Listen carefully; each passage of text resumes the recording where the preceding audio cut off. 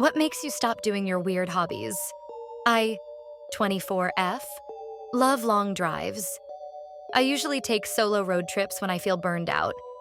But this is the weird part. I like to drive on empty roads, like deadly empty.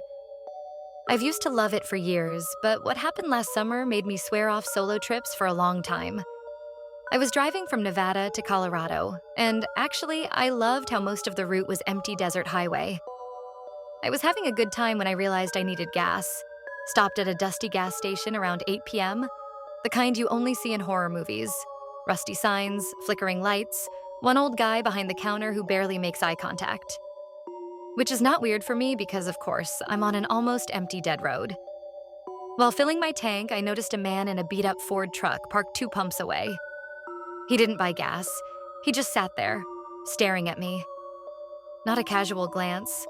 I mean, staring like he didn't even blink. I forced myself to ignore it, paid, and got back on the highway. I didn't think about him again until I checked my mirror 20 minutes later and saw the same truck behind me. Same dented front bumper, same cracked left headlight. I told myself it was a coincidence. Maybe we're going the same way. But then I tried to slow down to let him pass. And he slowed down too, like he is copying what I'm doing. My heart skipped a bit. I tried to focus on the road, but he was still following me. Eventually, I pulled into a rest stop. He pulled in too, but stayed parked behind me.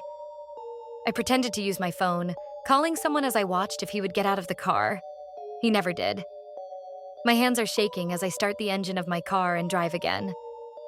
At this point, I knew it wasn't just coincidence.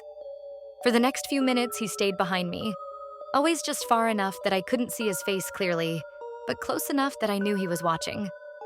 My phone signal started cutting in and out. That's when I honestly felt like I might not make it out of that desert. Finally, I saw a sign for a way station/state trooper checkpoint a few miles ahead. I didn't even know if it would be open. I just prayed. I almost cried when I saw 2 officers outside talking to each other. I didn't even stop calmly. I threw my car in park and ran out yelling, "That truck is following me!" Immediately, the truck pulled onto the shoulder like he was about to drive past.